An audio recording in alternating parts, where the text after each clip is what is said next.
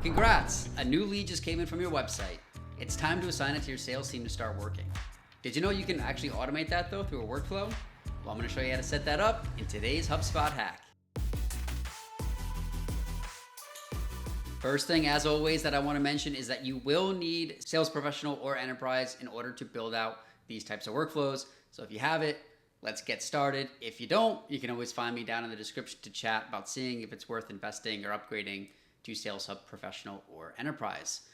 Now that we have that out of the way, let's start building. First thing you want to obviously do is log into HubSpot.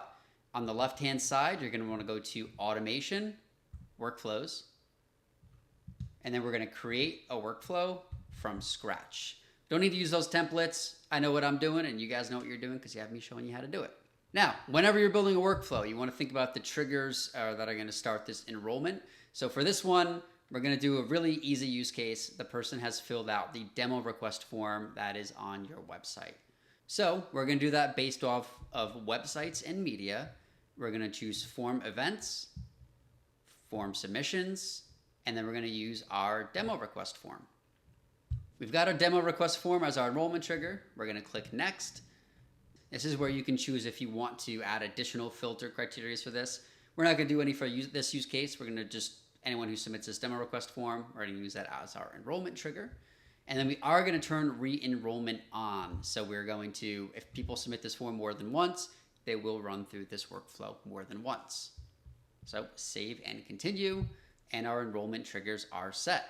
Now, what I'm going to do is start with the super basics here and show you what assigning these leads will look like. And then I'm going to start getting a little bit more granular for more advanced, you could say, use cases. So stick around if you might have a more advanced use case, like you have territories or a specific product interest and you want to route those differently.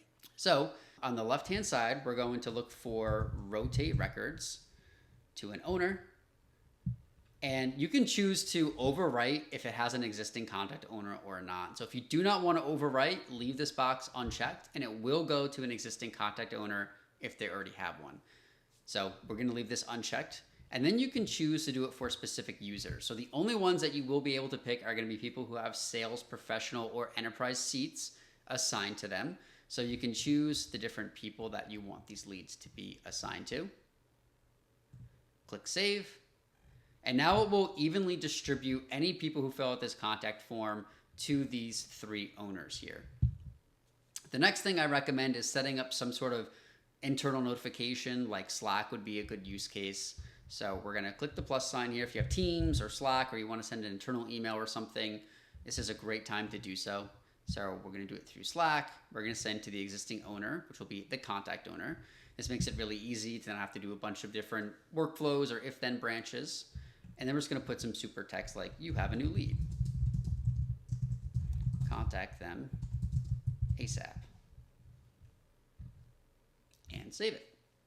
So this is a real basic use case. There are some more advanced ones that I'm going to show you now. So clicking into this rotate record to owner, I'm going to not do it by specific users, and I'm actually going to do it by users that are on my team. So Teams is a way of organizing different users inside of your HubSpot portal. I'll actually save this workflow and hop back to give you a look at what that looks like. So if you go out of the workflow builder, click this gear icon up towards the top right, and then on the left, you'll find users and teams. And then on the top here, you can find your teams. So this is where you would organize your users into different teams. As I've mentioned, you can move them. You can put teams underneath each other in sort of like an hierarchy. So if you want like sales east and west under a global sales, that is something that you could do. But let's go back to our workflow and finish building this out. So it's this top workflow here that I haven't given a name to yet, but we will soon.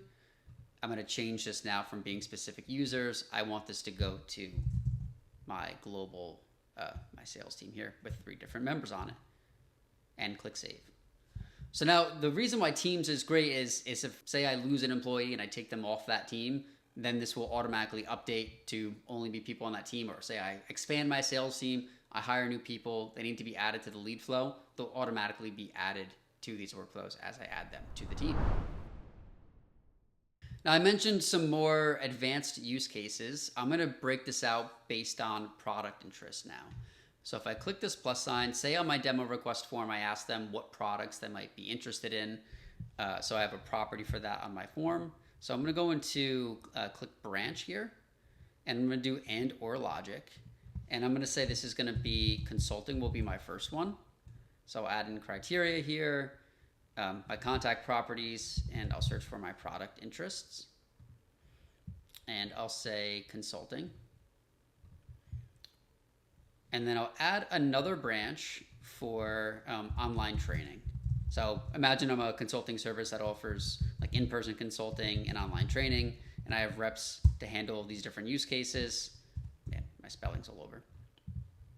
I can separate out these leads. So we're doing product interests. I'm gonna do online training courses and click save. So I already have a branch set. I'm gonna just move it to the consulting one for now. And now you can see how I have my leads being routed based on the product interest. So I just wanna go update this team here. Instead of it being sales, I want it to be my consulting sales team. And you can do multiple teams here as well, as you can see. And then I'm just going to clone this action. So now I have rotation here for online training, and I'm going to change my team from consulting sales to my online training sales. Next, we just want to make sure that that Slack notification is going out to both. So we're going to use a go to action. First thing I want to mention is that I like to move this towards the middle. This is just kind of like me and making my workflows look nice and clean. I like having this step in the middle. So I use this move functionality here. So then here I'm going to use my go to action and move it here. Now you might be wondering, what do I do with this none met here? So if they go down this none met branch, that means that you've added a different product option to your form, but have not edited your workflow. So best practice here would be to set up an error alert, and you'll want to do that through an internal email notification to whoever's in charge of running your HubSpot. So I'm going to send this to myself. I'm going to say error in workflow, assigning leads. And I'm actually going to copy the URL to the workflow too and save it just to make future me happy if I do have to troubleshoot any sort of workflow problems. So that's one use case on ways that you might want to separate out these leads. Another one might be like if you have different territories. So it can be based on states or regions or things like that. I'm going to use states or regions as my example for this. So I'm going to come in here. I'm going to change these branches. I'm going to make this first one East. And I'm going to edit this criteria so we're not doing based off product interest. Say, for example, you are asking them what state they're in. You can search for state or region, and then is equal to, I hope you set this up as a drop down to make this so there's no typos or anything like that. That would be my recommendation.